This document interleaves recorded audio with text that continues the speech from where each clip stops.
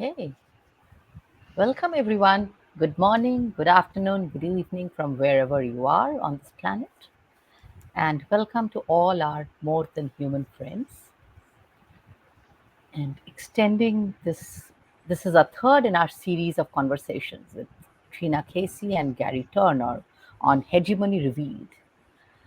And as we were talking a little while ago, something occurred to me about hegemony, that it is not a uni-layered thing.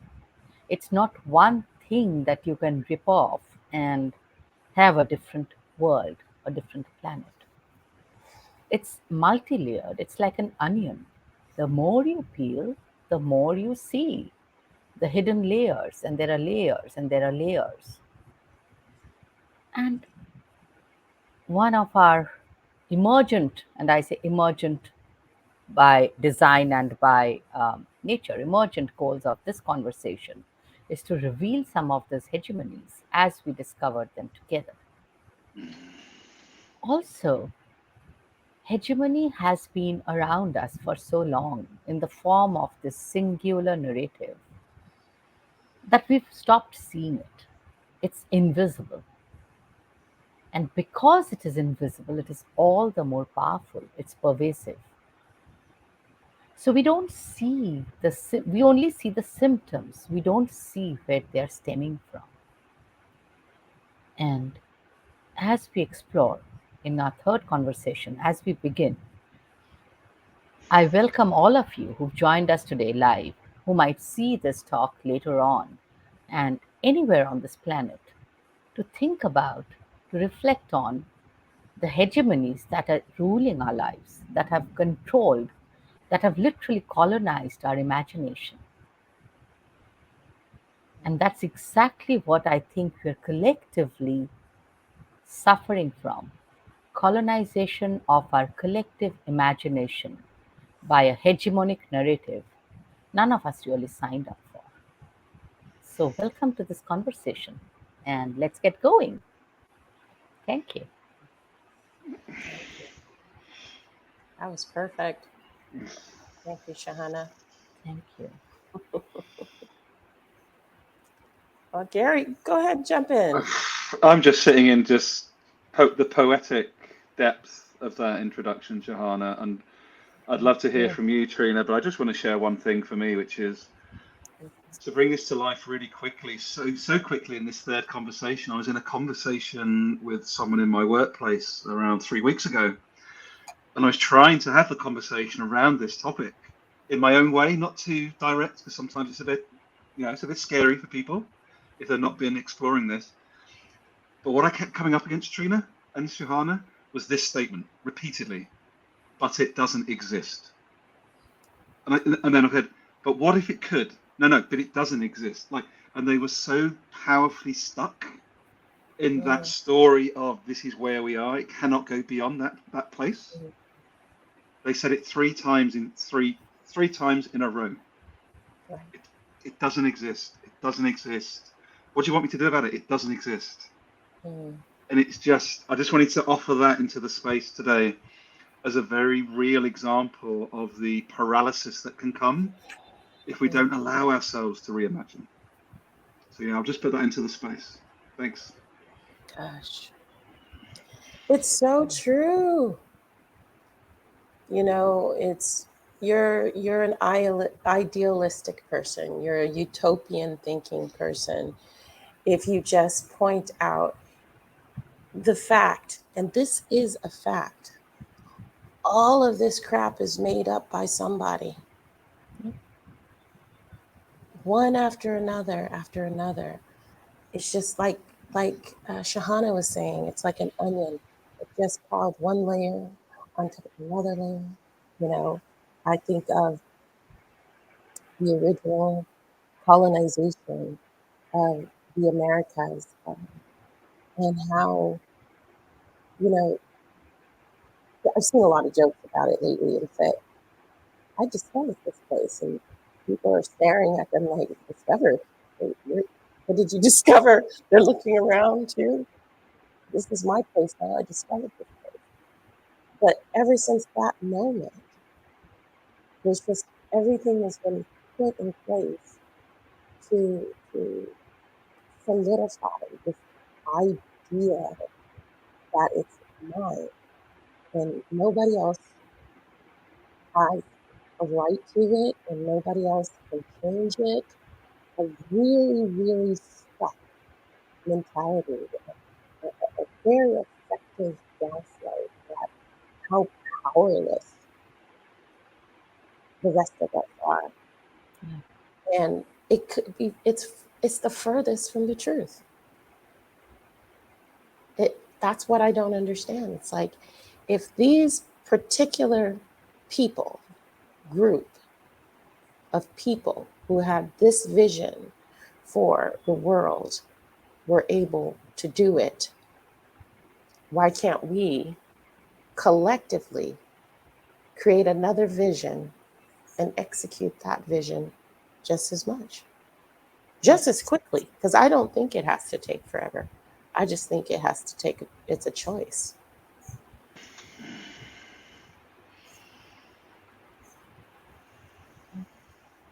Yep. Step out. It's a choice, and every choice we make goes towards creating the world we want. And what you said, Carrie, about it doesn't exist triggered something in my mind. It's still forming. It's almost like it exists if it comes from a set of people identified as powerful in today's hegemony. Then it exists. Then life on Mars exists. Then a space, whatever exists. Then a driverless car exists. But if it comes from the rest of us, then it can't exist. Then it can't, because then it's such a huge threat to the existence of this all powerful 1% that they can't allow it to exist. The moment anyone at the top has to acknowledge that an alternate narrative or alternate narratives exist, then their narrative is no longer powerful. It's just one of many. And one of many that is failing to make sense of the current world, whose time is past, whose due expiry date is long gone. It should just be binned. So it doesn't exist when it comes from you and me and Trina and others like us. But it exists if it comes from a Bill Gates or Elon Musk and whoever else. Mm. And here we have the agenda, Yep. the white supremacy, the royal class, the whatever title you want to put on it. It just comes from arrogance. Arrogance. Entitlement. Entitlement, yes. Mm, mm. It reminds me of a conversation I had with my ex-husband about Elon Musk. When Elon Musk first came out and he was writing his narrative about being a poor guy and having this vision and this idea and I said to my ex, I don't trust him. There's something about him that I don't trust how he's talking about it. I just don't trust him. My internal alarms went off immediately. You know, I could just see the narcissism on him, you know, the megalomaniac underneath, you know. And this is what we as a collective ignore. Because if we looked at every single person that is leading the conversations or the hegemony, they're the exact same energy. Mm. Trina, I've got to chip in here. There's something I saw. I don't know if you're on Twitter or not, the platform Twitter. I tend to be on there solely for observation purposes, not for much else. Ditto. I saw something Okay. today that I'm not going to share because I feel it would be offensive to both of you in this Mm, moment. But it was a meme that Elon Musk shared this morning on mm, so-called Valentine's Day of one woman holding the hair of another woman, feeding her a milk in a bottle, saying Elon's tweet and Twitter. Elon's tweet was actually the woman standing over the other woman while she's pulling the mm, hair, feeding her a milk bottle. And I'm like, on What what does that planet would mean? any human being post a tweet like that, let alone someone with 115 million followers? It's terrifying. Like I say, I would share the picture, but I don't want to offend you or anybody else. But it's just, this is the level of supremacy culture that's in play, that mm, that's okay. And most people will just go, oh, it's just been funny. It's okay. It's just being mm. Elon, without any critical thoughts or any, Yes. who's being oppressed, who's being sidelined, who's being erased again, who's being erased by that being okay. And, Exactly. and if you see the ones doing the erasing, the ones doing these apparently silly but extremely offensive actions Hmm. are the ones that today's technocratic machine age idolizes. Exactly. Okay, so something I kind of maybe a little bit of digression, but I believe that a society is known by the people it feeds, it cherishes and idolizes. Hmm. So there was Gandhi, there was Martin Luther King, there was Nelson Mandela, there was Mother Teresa, and now you have the likes of Bill Gates and Elon Musk.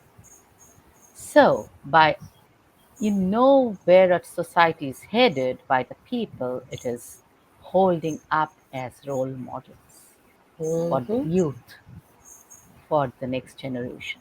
And it's Hmm. scary to see such people, narcissistic psychopaths, held up as role Exactly. models for a future generations to come who will see Silicon Valley as the center of development, not Mm. for human good, but for self driven power and privilege that you can grasp as much as you can take. Yeah, So, absolutely. what does that tell us about this entire? So, why, going back to what Gary started with, why would an alternate narrative coming from whoever, and here I'm stressing whoever because when it comes to this kind of power structure, skin color doesn't matter. Not as much. It Mm-mm. matters, it still matters, but not as much. This power structure of the privileged Hmm. is now set to, sort of literally, they'll destroy the world before they give it up. It's that kind of a energy. That's what I feel too. They're literally, I mean, they've been doing it for hundreds of years now. The disconnect Yeah. from the living, the disconnect from the planet, the disconnect from each other, I think is extremely purposeful. You can't care about something that you objectify. You can't rape something that you objectify. That's women are objects. The planet is an object. There's no connection.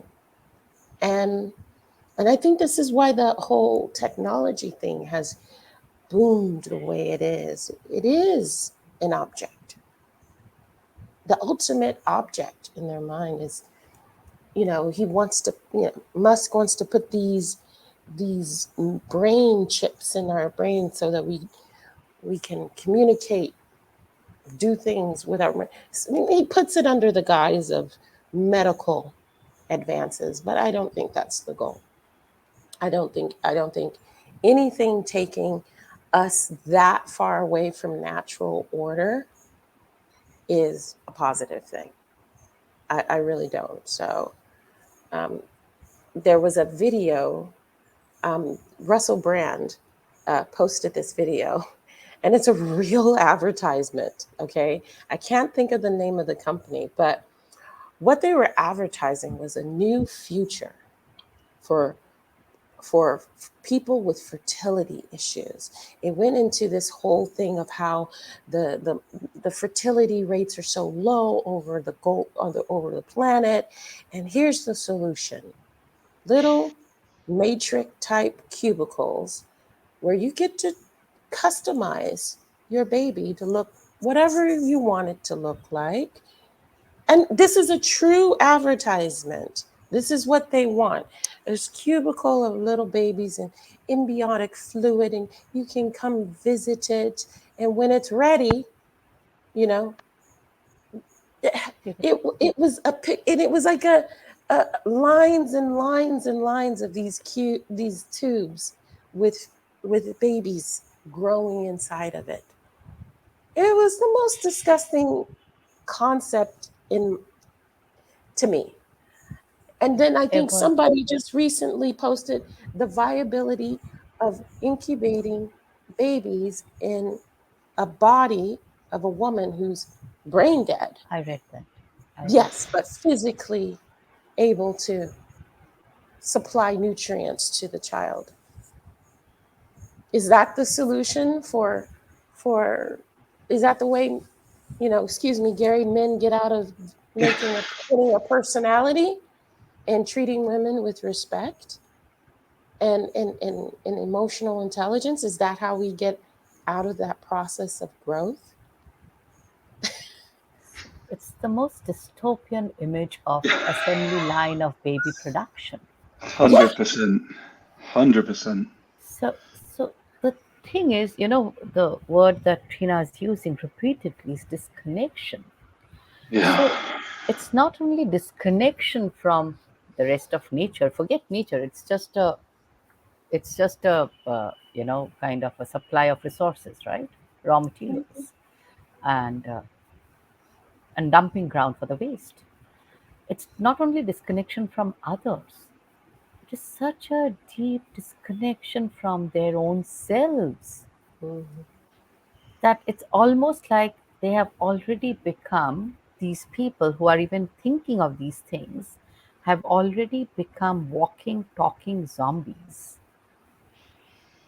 And as walking, talking zombies, they are probably petrified of true human beings with creativity, with empathy, with passion for life, with joy, with a sense of deep interconnectedness. They're terrified of that vision.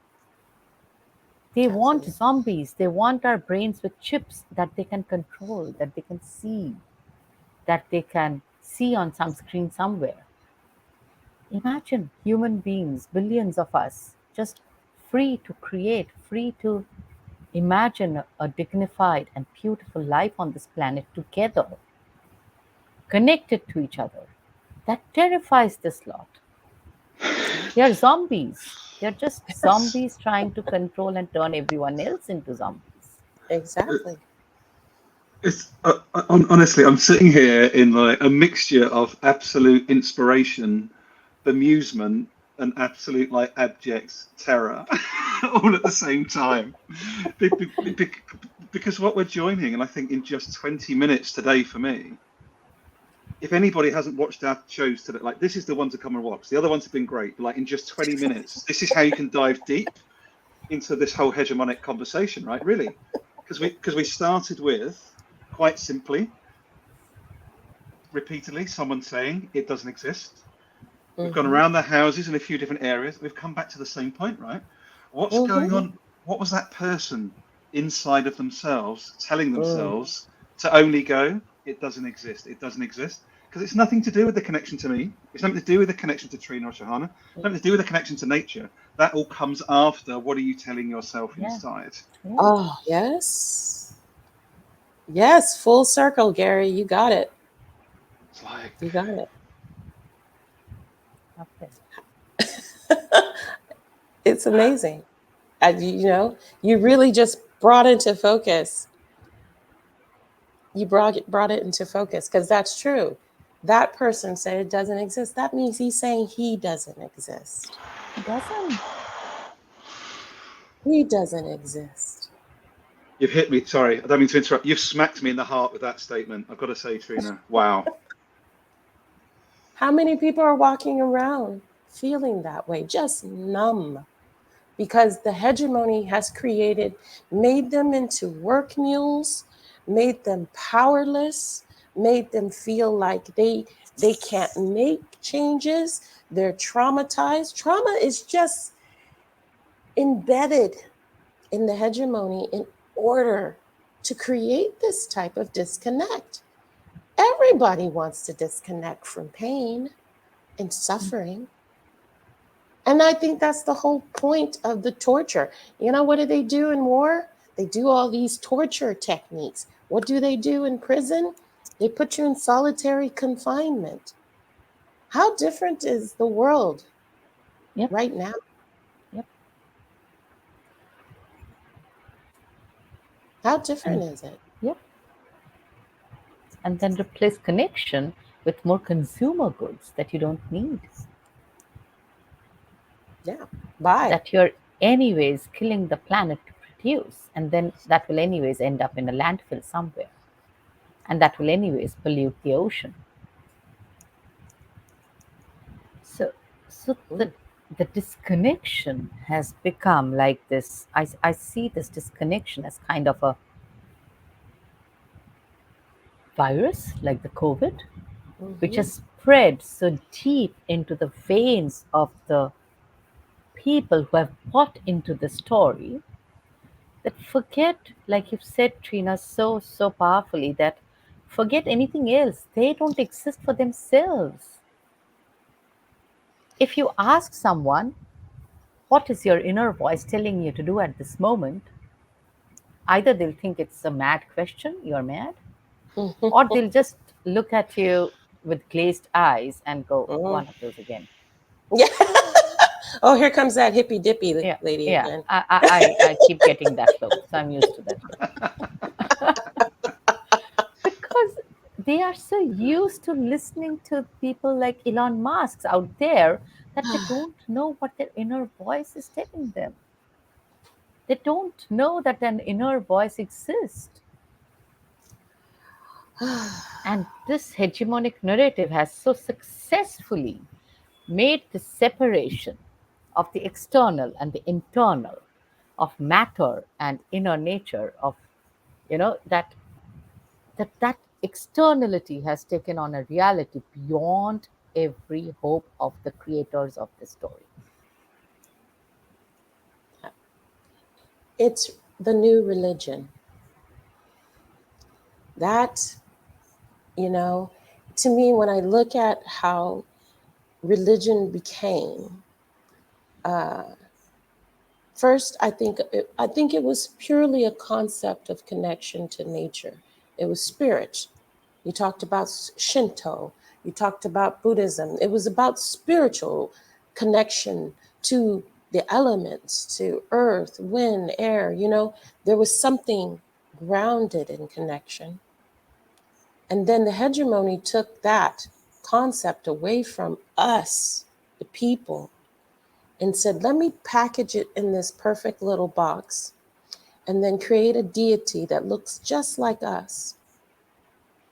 And we will use that manipulation to control the rest. Okay? Do you know how many people, when I say the word hegemony, has never heard of the word once? It is amazing.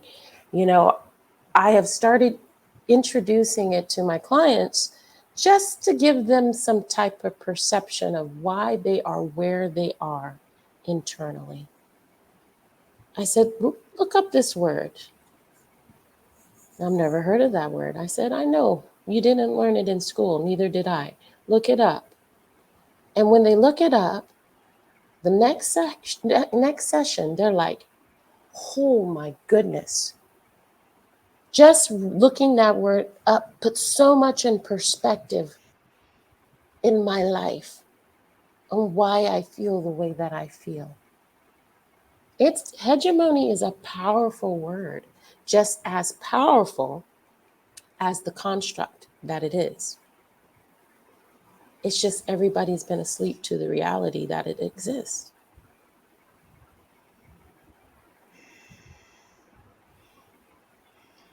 I can say, Trina, that I was one of those people till 18 months ago, literally. Mm-hmm. Never heard of it. And it's only when our collective good friend Samantha Sapaya, uh, Shahana, made me aware of it. And I was like, oh my God, this is so interesting. What is Yes. this? Like, let me dive into that. But you're right, Trina. For me, it's actually a word that even as you phonetically speak it, it carries a heaviness. You know, Mm. hegemony. There's very few words like hegemony that actually feel like they're oppressing you as you say it. That's how I feel when I Mm. say the word. It's really, it carries a lot of weight. It really Mm. does. Yeah. And Hedge, it hedges divide, you in, literally, if you look at it. hedge, It hedges divide. you in. Yeah, a divide between people, Yeah. you know? Sharp edges. That's what I see. Sharp edges. It cuts, you know? And then money, money, money. That's what I hear. When I hear the money part, I think of money, power.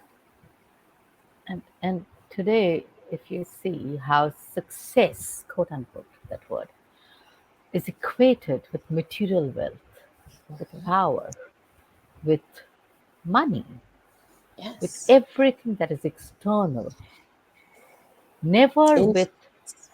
never with joy, Influence. Yeah. never with abundance, never with feeling contented, never with altruism. And I would say probably the most derogatory word used today to sort of, lower someone, make someone feel less than, is a loser. And Mm. what is a loser? Who has defined a loser? Mm. Why will I try to succeed in a society, in a civilizational order that is collapsing, that is profoundly unstable, and that is profoundly sick? Why would I even try to succeed in that sick order? I would rather be a loser Yes. within that order Wow. any It's day. not, yeah, you're not a loser. You're awake. That's the Anybody problem. who's, anyone who's People, awake is a loser. people who step away from the system, or rather question the system, because we're still within it. We don't Yeah. yet have a step away, but Yeah. we know that we can create that step away place, Mm-hmm. and we question it. The system has to sort of discard them, because then they start bugging the system. They start disrupting the system. Yeah, Planting. puncturing the system, Yeah. pricking Mm-hmm. holes in that beautiful balloon bubble Mm-hmm. that's anyways bursting. Mm. Yeah. So Mm. I refuse to adjust to a profoundly sick civilizational order. And Right. that makes us what? And now you know, Gary, why they couldn't take you on. You were too too potent. You were too powerful for them, Yes. not the other ways. You Your started by vision saying you was felt there. important. I Mm-hmm. wanted to sort of say, no, just the opposite. Hmm. Mm. They were too scared of your power. They're scared of the awakeness. Hmm. Mm-hmm. And I think it's so exciting as we go to wrap up today's. I think you're setting up the beautiful next conversation with whoever joins us, because there's some people starting to show some interest to join us. We want to put that out Yeah. to everybody that's watching us Yes. live or watching this back. We love these conversations. We're getting deeper and understanding more by doing this together. But we want to get you involved as well, should you be interested. Yeah. So let us know. Drop any one of us a line, should you want to. But I appreciate the sentiment. Thank you, Shahana. And do you know something? That's definitely been a big learning. Like it's taken a little bit of processing of letting go and going, hey, actually, okay, thank you for being honest that you're not ready for something new. but equally a lot of sadness, because as you know, the sector I work within is actually one of the most degenerative currently. And I really believed that they had enough vision to try. And then hegemony pulled them back, said, nope, get like a cane around the neck like a cartoon. So it's interesting, very interesting times. But I just want to honour all of your time and everybody watching. Should we go to a little round of checkout for this session? I'd love maybe to go to Trina, Shahana, then back to myself. What are you taking away from our exploration today, Trina? Well, like all of our explorations, I'm always just extremely grateful that I'm not alone and that I get to share the space and pick the brain. And so much downloads in me during these sessions. And it just adds to the clarity of my vision for the future and what I hope for the next 10 generations. And it also makes me, profoundly sometimes saddened, like you said, that everyone is so stuck in their own way that they can't reconnect. All this other stuff is in the way of their reconnection with themselves.